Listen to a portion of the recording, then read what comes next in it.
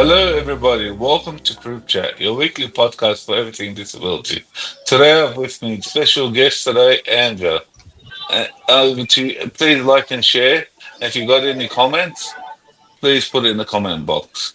Thank you, David. Welcome, Anja. It's excellent to have you on our show. How are you feeling? I'm good. How are you all? It's such a pleasure to be here. We're fine, Thank you. The thank you. pleasure's ours. So, Anja, please tell us a bit about yourself. So, my name's Anja. I'm based on the Sunshine Coast So, up in Queensland, and I'm a disability advocate and a social entrepreneur. so we're saying your name wrong. It's Anya. Yeah, I've heard everything under the sun, so I just respond when I hear something similar to Anya. Yeah. No, sorry about that. I've seen I've seen names like Tanya spelled with J. Yeah, it's So, starting to become more common. Well, sorry about the mispronunciation, Anja. But thank you for being on the show. How did growing up with a disability relate to your self-esteem as well as your perception of beauty? So I was born with my disability and I had quite extensive reconstruction and reconstructive surgeries at 5 hours old and then again in my early years. And so I never really had the opportunity to see my body without scars. It is something that I've just never seen. So I think knowing that I was different to other people and seeing my body differently, I definitely had the appreciation for difference and diversity, but it didn't really affect my self-esteem because I've never had anything to compare it to personally. And I think what I realized was beauty comes in all different forms. And the beauty that I recognized most in my life was the beauty that came from inside from other people. Because I know that I could dress up and look fine, but I know that I can also look very sick sometimes. Interesting. Thank you well, for sharing, Anya. well, Anya, I'm visually impaired. So when you're visually impaired, you don't see people from the outside. You see them from the inside. Yeah. And I think that it makes such a difference when you can actually just have a connection with someone.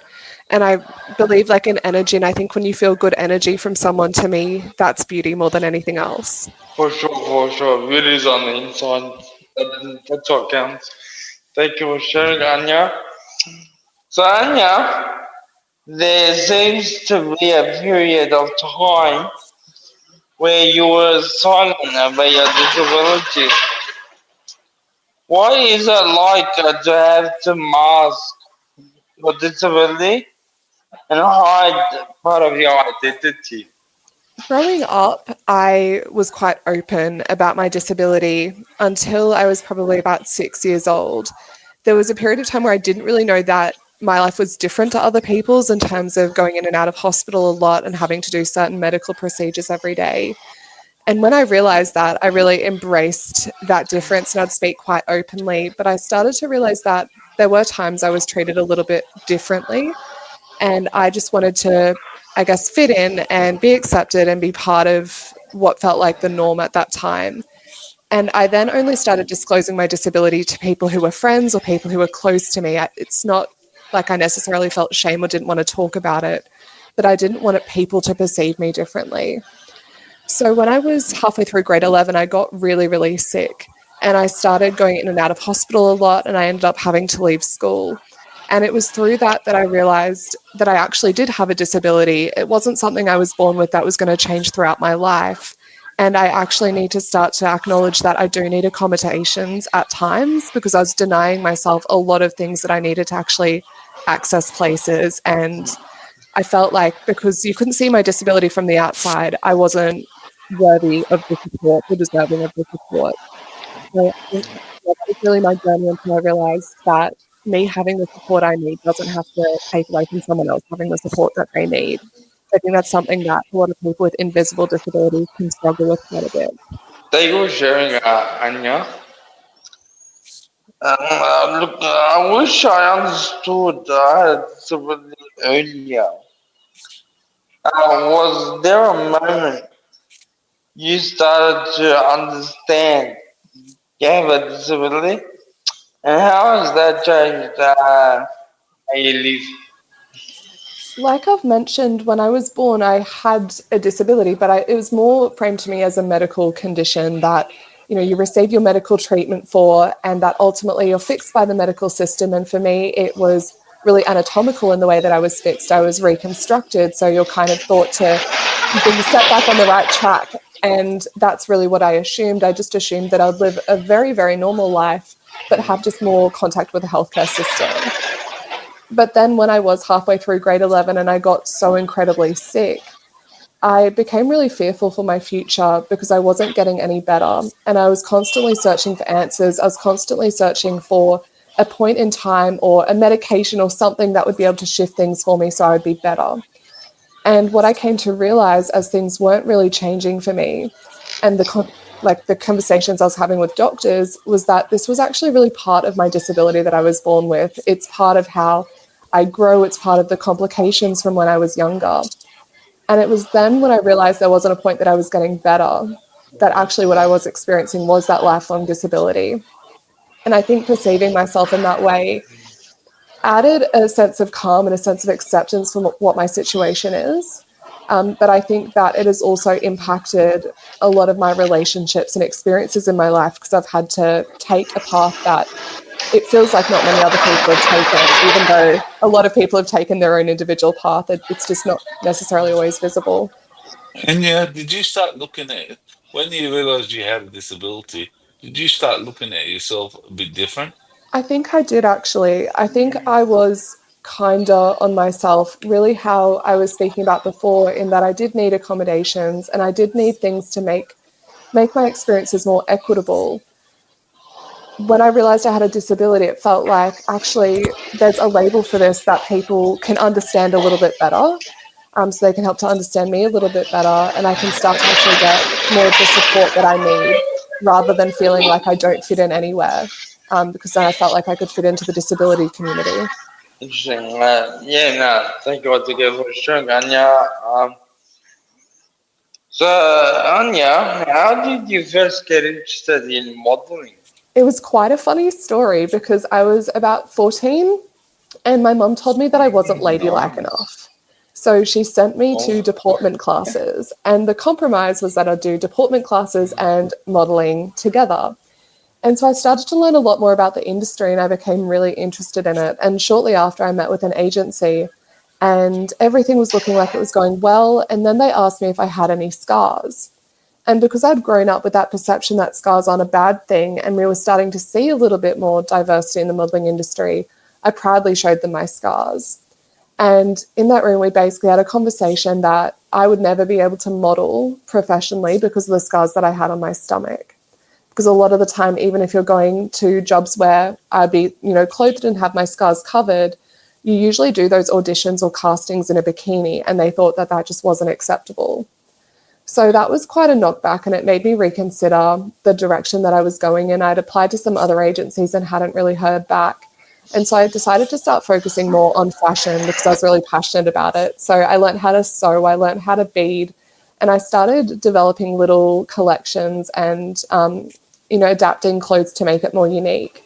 And I then took photos in all the clothes and had those photos as a little modeling portfolio, and ended up about a year later from that time that I was told I couldn't model, meeting with an agency that had just started in Brisbane a few years before. I was casting with them in my bikini and I managed to land that contract. And from there, it just really took off because I said yes to every opportunity. right. You took the opportunity that gave to you. That's awesome. I believe scars are like tattoos. A lot of people like tattoos, but scars can be an attraction too. Definitely. I really love my Mm. scars. I think it's shocking that people want to hide them and cover them in the fashion industry at times. Because I think they're beautiful. They tell a story. They tell a story. Absolutely. Looking well versus not actually feeling for being well. Behind the smile. So that's quite, I believe, coming from you. How do you manage expectations, energy, burnout?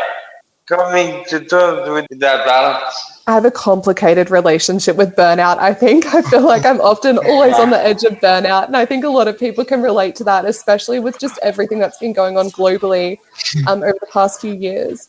But it's very challenging for me, I think, looking well but not feeling like it on the inside, because often when other people aren't perceiving me as being unwell or necessarily needing the support that I do, it often makes me just mask and act like I'm okay. And that's often to my own detriment. So I might leave the house one day and have a speaking engagement or a few meetings, and I'll turn up in those meetings masking my pain, masking my discomfort, masking the fact that I'm unwell. But I find that often once I come home, I crash and then I can't really do things for a few days. So I'm definitely not someone that has the answers on how to balance life, because I think that when we also think about people that are living a really fulfilled life, and this might be contentious, it's not very balanced. It's usually focused in one area quite heavily, where people start to excel and really deepen their knowledge and experience and perception. So I don't think I live a balanced life, and I don't think I ever will be, but hopefully I can I can make it work this way. Yeah, no, it's all good. It's and how we manage our burnouts. That I guess that's what's important as well. Thank you for sharing, Anya.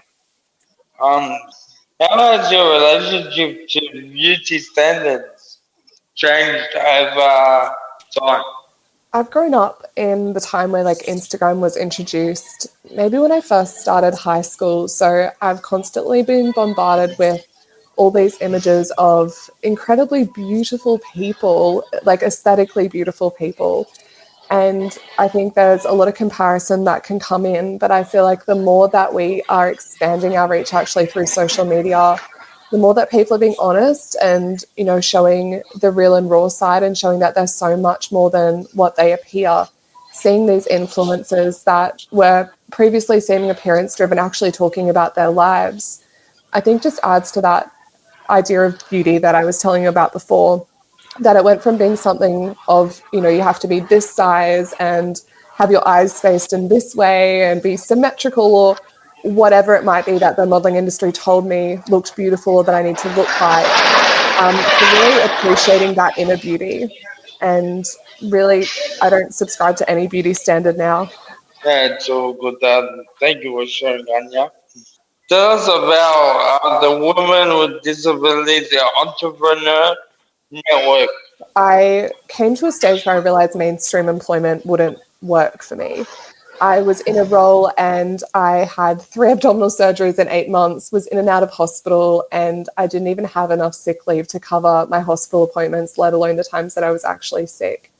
And I found those adaptations and accommodations in the workplace just couldn't really work for the situation that I was in, where I was experiencing so many bouts of illness and it was quite constant. So I went into service-based business and started a talent agency for lived experience called Champion Health Agency. And we were placing people in speaking roles, research, co-design, creating strategies. And I found so much fulfillment in this work as one of the ways to increase social and economic participation. But I was really challenged because I'd go into hospital still a lot. And when I was unavailable and I couldn't just say show up on stage and speak, I wouldn't get paid. And same with any of the people that I was representing. If they couldn't show up on the day, they would not get paid for just some of the nature of the work that we were doing. So I wanted to try and look at a way that we could support businesses to happen where people would still be able to earn income even if they were sitting in a hospital bed. And that's really where the Women with Disabilities Entrepreneur Network came from, because I thought if we're able to create a business ecosystem and then really invest in product-based businesses that can be sold into other businesses and corporations, but also direct to consumer, then we can start to spread some really positive messaging about disability in all different ways in all different sectors. So we set up the network, we're onboarding a business directory, we have some great mentors, and we've made quite a significant investment in our first startup under the network, which is Shit Happens. And so it's 100% recycled toilet paper made in Australia. And our reason for going to toilet paper was because it can access any door. Like everyone needs toilet paper. And it can access places that people with disability can't yet. So we're really trying to do our work in that way. And I've had some really great first mover corporates come and support us. Interesting, interesting. Anya, discuss the importance of entrepreneurship in fostering a more inclusive society for people with disabilities. As I'm sure you're all aware, and like everyone listening is aware, there's so much discrimination towards people with disability, or there's that perception that we're not capable. I think I saw some research come out recently, and it said 85% of people surveyed view people with disability as being incompetent. So I think entrepreneurship is a way that we can actually really start to change that and shift the narrative. And the most exciting part is it's already happening. People with disability are 43% more likely to be entrepreneurs, but the challenge is we don't often see them, we don't know them, we don't know how to buy from them. And I think being able to actually create businesses that scale and that big corporations can buy from, that people have in their households when you go and visit, will really start to shift the perception of people with disability actually being capable to create incredible change, but also build intergenerational wealth. Because I don't know many rich disabled people, and that's really sad, because we should be able to start to build this wealth in the ways that we want. And I think it's so much more about building disability careers rather than building disability employment. Well said, Anya. No, I totally agree. So, Anya, how have you used Shit Happens? Well, I love that name. To take back the power that, to take back the power that incontinence has robbed you of.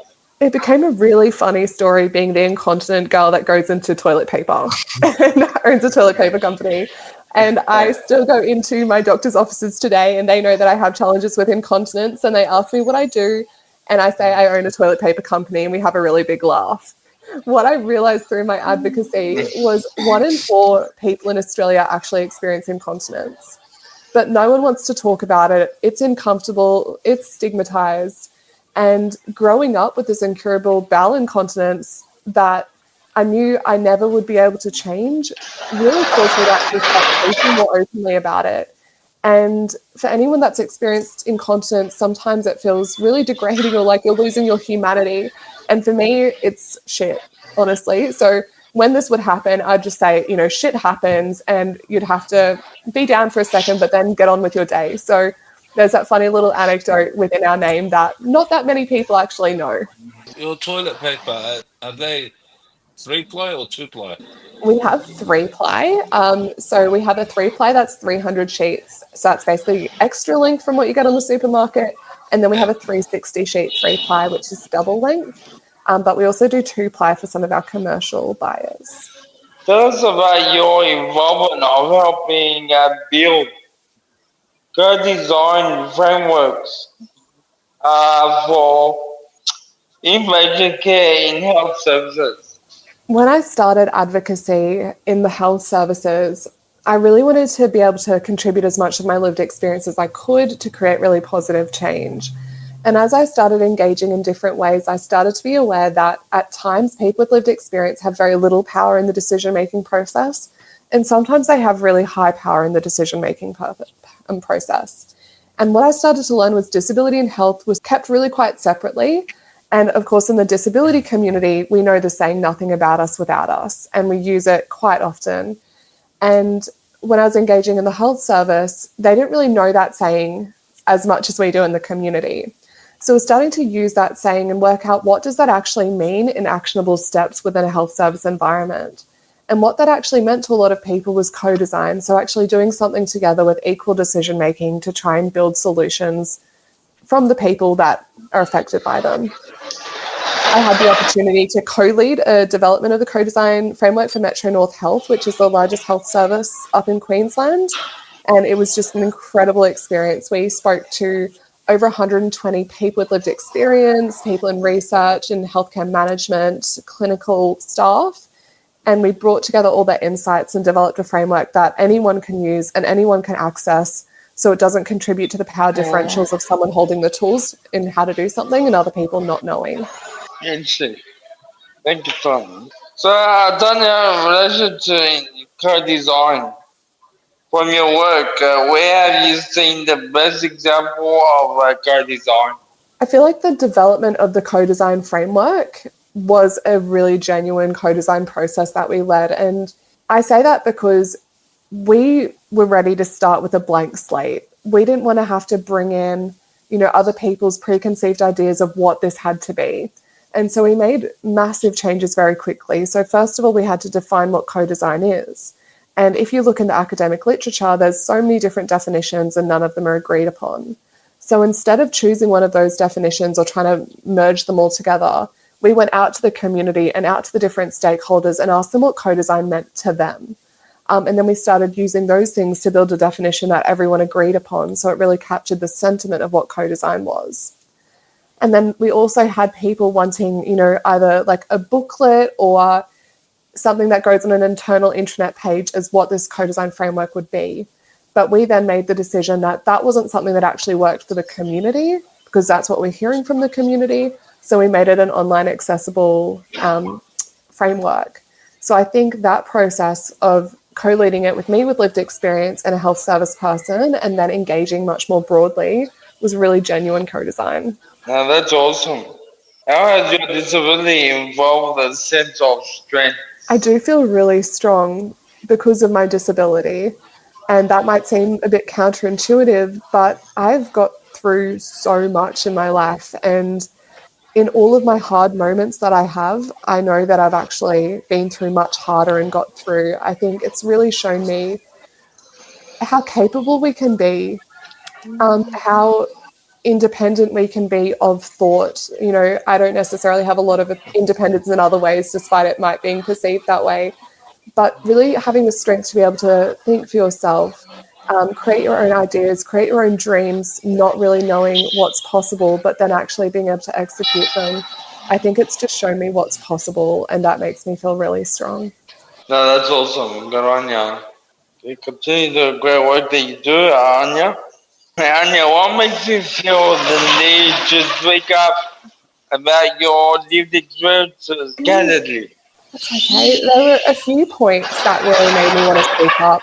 So growing up, I had parents that were told so many times that they didn't know what the future looked like for me. When my mum was diagnosed with my condition in pregnancy or told that her child has my condition, she was so devastated and she couldn't find anyone that she could look to as some sort of guidance for what the future would look like and be like. And so I wanted to be able to give parents like my parents hope that their child can have a really good future, despite the diagnosis that they might be given, that life's so much more than that. But then when I went through that period of a lot of illness, I ended up resurfacing and accessing some Facebook pages for people with my condition. And it was the first time that I'd really connected with the community, but I felt like I needed to talk to other people who were like me to understand if what I was going through was normal within our context. And when I was looking through all of those posts, I eventually got courage to post my own. And I told them a little bit about my story. And I just had such a positive response. And from that, I found so many other people with my condition that, were placing, I guess, limitations on themselves at times, like they're too fearful to leave the house because of incontinence, which is a really real concern. And it's something that I have to process every day. But I wanted to be able to change the trajectory and open up what's possible. And I thought that if I had to be the one to get rid of some of my privacy to be able to make a difference and make other people feel seen and heard, then that's what I was going to do.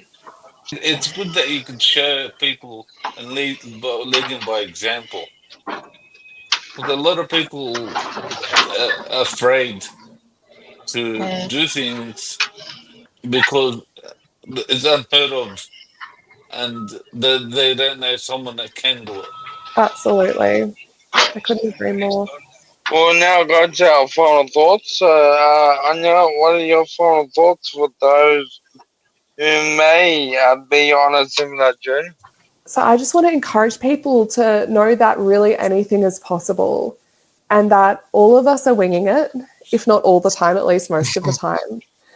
I recently received the Excellence in Women's Leadership Award from Women's and Leadership Australia, and I just want to encourage other people to know that this was never an award that I expected I would ever win.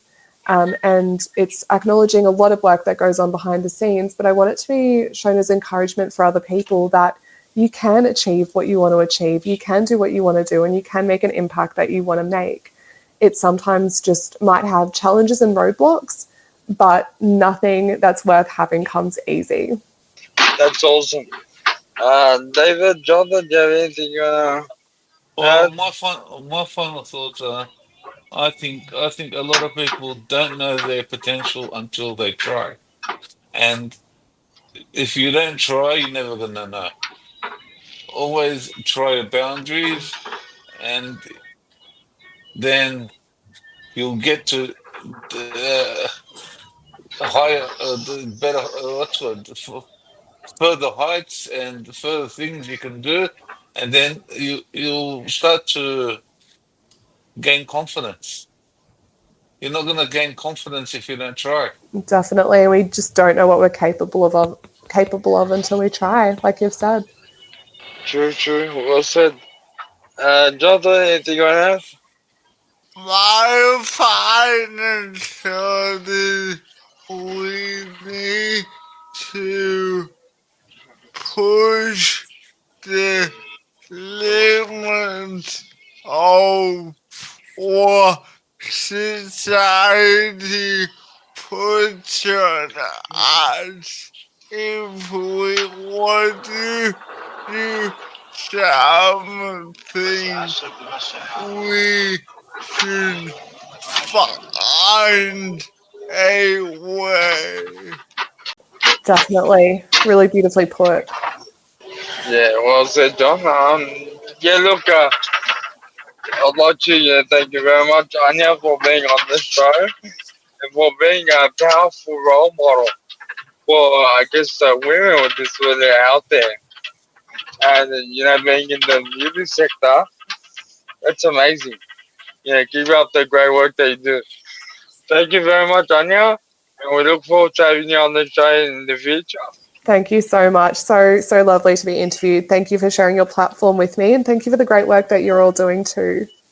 To everyone out there, you've been watching CripChat, your weekly podcast on everything disability. Join us next week as we talk about more issues related to disability.